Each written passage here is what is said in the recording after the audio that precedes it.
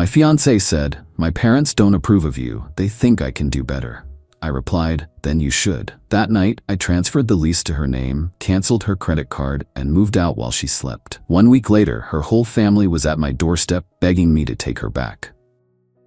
The funny thing about having your heart ripped out is how calm you can be when it happens. No screaming, no crying, just this weird, icy clarity that takes over. I'd been with Natalie for 3 years, met her right after college at a friend's housewarming party. She was smart, beautiful, ambitious, everything I wanted. We moved in together after a year, got engaged after 2, and were planning the wedding when everything fell apart. Looking back, I should have seen the warning signs. Natalie's parents, Richard and Caroline, were never exactly warm to me. They were the country club type. Old money, private schools, vacation homes in the Hamptons. I came from a middle-class family in Ohio, put myself through state college with loans and part-time jobs, and was still building my career as an architect at a decent but not prestigious firm. When I'd meet them for dinner, they'd ask pointed questions about my career trajectory and whether my firm worked on any notable projects. Caroline would reminisce about Natalie's ex, who was now at some hedge fund in New York. Richard would talk about friends' sons who were doctors or executives. I always brushed it off. Plenty of people have difficult in-laws, right? And Natalie would always squeeze my hand under the table, roll her eyes when her parents weren't looking. I thought we were on the same team. The day everything changed was nothing special. A Thursday in April. I came home from work tired after a long client meeting. Natalie was sitting at our kitchen island staring at her laptop.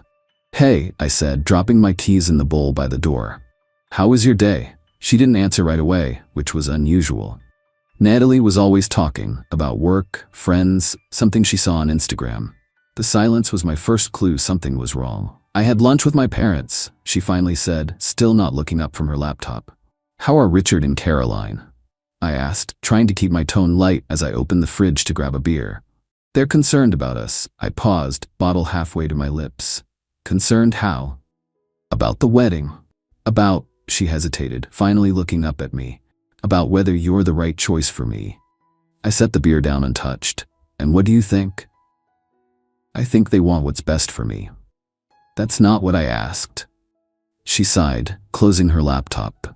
"They pointed out some things I hadn't really thought about, like how your career doesn't have the same potential as someone in finance or medicine, how we'll never be able to afford the kind of life I grew up with, how we come from really different worlds." "We've known all that from day one," I said, my voice still oddly calm. "It never seemed to bother you before."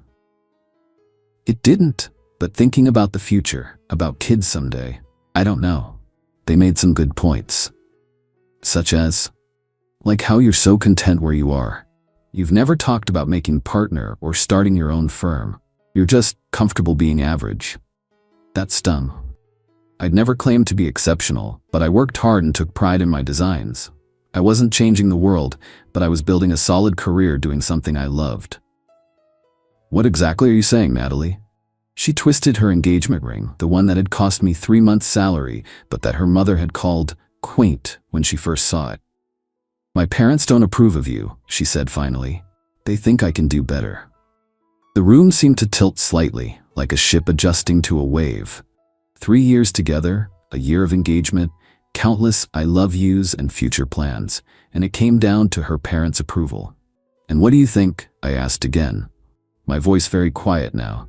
She wouldn't meet my eyes.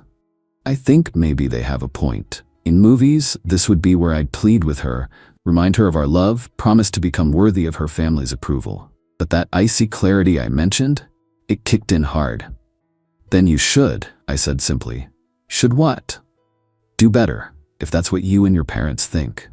She looked startled, like she'd expected an argument or tears. "Ryan, I'm not saying it's over. I'm just having doubts. Doubts about whether I'm good enough for you, because your parents said so." "It's more complicated than that." "Is it?" "Sounds pretty simple to me." I walked past her to our bedroom, her confused expression following me. I took a shower, letting the hot water wash over me as I thought through what needed to happen next. By the time I got out, I had a plan. Natalie was in bed when I came out of the bathroom, scrolling through her phone like it was any normal night. She glanced up at me. Can we talk more about this tomorrow? I'm tired, and I think we both need to sleep on it. Sure. I agreed easily, climbing into bed beside her. Tomorrow. I waited until her breathing slowed and deepened around midnight. Then I got up silently, grabbed my pre-packed gym bag from the closet, and went to work. First, I logged into our apartment's tenant portal. The lease was in my name, with Natalie as an occupant. We'd set it up that way because my credit was better when we moved in. I submitted a lease modification request to the landlord, explaining that I wanted to remove myself and transfer full responsibility to Natalie. I knew this would require her signature and landlord approval before being finalized, but initiating the process would make my intentions clear. Our landlord, Mr. Peterson, was reasonable and had always liked me. I was confident he'd work with Natalie on the transition if she chose to stay. Next, I logged into my bank account. Natalie had a credit card on my account as an authorized user. We kept our finances mostly separate, but this card was for household expenses. I removed her as an authorized user and requested a new card for myself. I also made a list of all the utilities and services in my name. Electricity, internet, streaming accounts that I'd need to either transfer or cancel after giving her proper notice. I wrote a brief note explaining that I was leaving, that I'd initiated the lease transfer process, and that I'd send for the rest of my things later. I included that she had a month to figure out if she wanted to take over the apartment or find a new place, and that I'd handle the utilities in the meantime to give her time to transfer them to her name. I left the note on the kitchen counter along with my key. Then I walked out the door. I'd called my buddy Mark earlier that evening while Natalie was in the shower, asking if I could crash at his place for a few days. He'd agreed without questions, the sign of a true friend. When I arrived at Mark's apartment at 1 a.m., he opened the door in his boxers, looking sleepy but concerned. "You okay, man?" "Not really," I said honestly, "but I will be." Over beers on his couch, I explained the situation. Mark, to his credit, didn't try to convince me to go back or work things out. "Her loss," he said simply, clinking his bottle against mine. "You can stay as long as you need." The next morning, my phone exploded with notifications. Calls, texts, and voicemails from Natalie, all increasingly frantic. "Where are you? Call me back right now. I can't believe you just left like that. The landlord called about a lease transfer. I can't afford this place alone on my salary. You canceled the credit card. How am I supposed to pay for groceries?" That last text was particularly rich.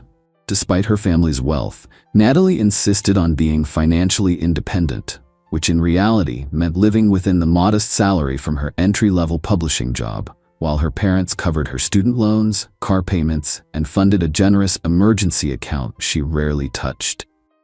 It was a point of pride for her, but one that now left her unprepared for actual independence. I didn't respond to any of her messages. Instead, I called my boss and explained I needed a few personal days. Then I spent the next week apartment hunting, eventually securing a small but decent one-bedroom across town that I could move into the following week. The rent was higher than my share at the old place, but I could manage with my recent project bonuses. Over the next few days, I methodically rebuilt my life. I stayed at Mark's apartment, sleeping on his couch and slowly gathering essentials for my new place. I updated my address everywhere, since I still legally had access to our old apartment until the lease situation was resolved. I arranged for a moving company to collect my furniture and larger belongings on a day I knew Natalie would be at work. Mark agreed to meet them there with the spare key I still had, supervising to ensure they only took my pre-agreed items. I also ordered the basics I would need immediately for the new apartment: bedding, kitchenware, toiletries, and had them delivered to Mark's place.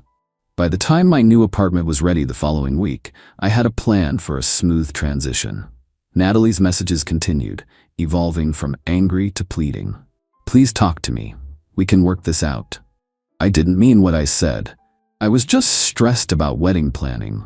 My parents were wrong. I know that now.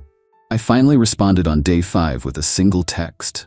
"I'll be collecting the rest of my things next week. The utilities are paid through the end of the month, giving you time to put them in your name if you're staying. Please let me know a time when you won't be home so I can finish moving out." Her reply was immediate. Please don't do this. I love you. Too little, too late. On day 6, I got a surprising call from Richard, Natalie's father. I almost didn't answer, but curiosity got the better of me. Ryan, he said, his usual haughty tone replaced by something almost humble. We need to talk. I don't think we have anything to discuss, Richard. Please. Natalie she's not doing well. That's unfortunate, but not my problem anymore. Look, he sighed heavily, I may have overstepped, said some things I shouldn't have. You think? Can we meet?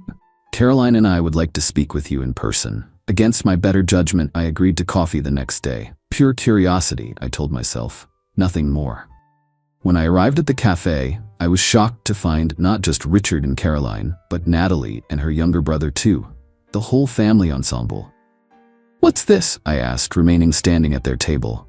Please, sit, Caroline said, her usual perfectly composed face showing signs of strain. We want to talk to you.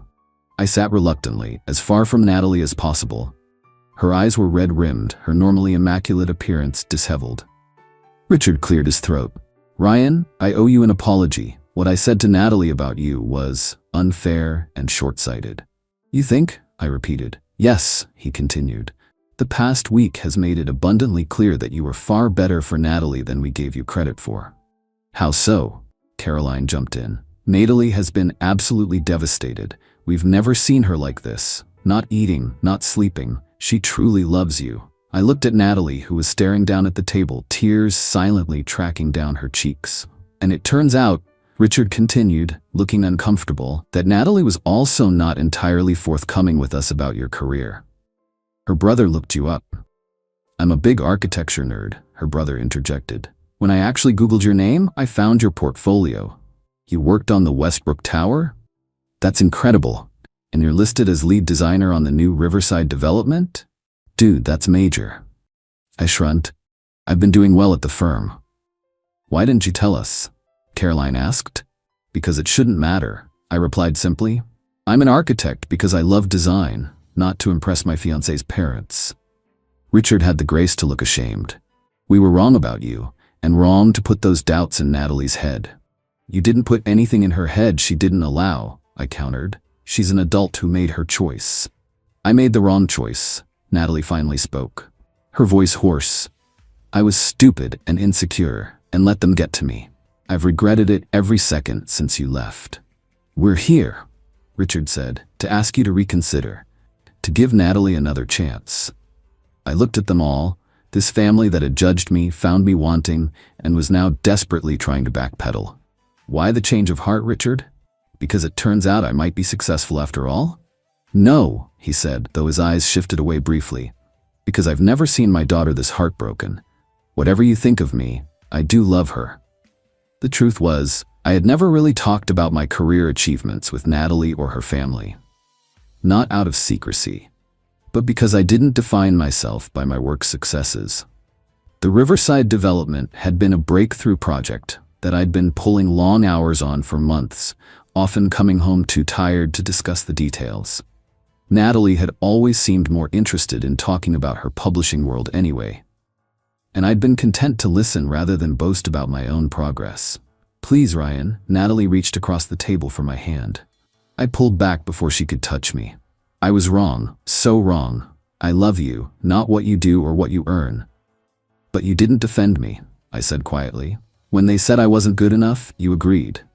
I was confused, stressed about the wedding, having cold feet. It wasn't about you, it was about me being scared. And now you're scared of paying rent on your own? She flinched. That's not fair. Isn't it? You didn't contact me until you realized I'd transferred the lease and canceled your card. The practical issues just made me realize how much I depend on you, she argued. How much I need you. I don't want to be needed. I want to be chosen. I stood up, and you chose your parents' approval over me.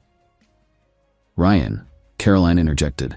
People make mistakes. Natalie made a mistake. We made a mistake. Surely that deserves forgiveness?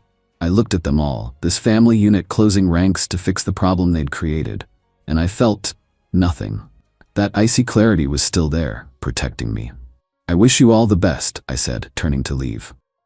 Wait, Natalie stood up, drawing glances from other cafe patrons. I'll do anything. I'll move into your new place. I'll pay my own way. I'll cut off my parents if that's what it takes. Her parents looked alarmed at this suggestion, which told me everything I needed to know about how genuine their change of heart was. It's not about any of that, I told her. It's about the fact that you showed me who you really are. Someone who values status and other people's opinions over loyalty and love. I believe you now. I walked out, ignoring her calls behind me. That was 6 months ago. I haven't spoken to Natalie since, though she still texts occasionally. Her parents sent me an expensive bottle of scotch with a note of apology, which I donated to Mark's birthday party. The Riverside development I designed opened last month to positive reviews. My firm made me a junior partner as a result, with a healthy raise. I bought a condo in the building, small, but mine. Sometimes I wonder if I was too harsh, too unforgiving. But then I remember how easily she wavered, how quickly she accepted her parents' assessment of my worth. Some betrayals cut too deep to heal. The right person won't need to be convinced that you're enough. They'll know it, and they'll defend that knowledge against anyone, even their own family. I'm still looking for that person, but at least now I know what I'm looking for. And what I'm not willing to accept.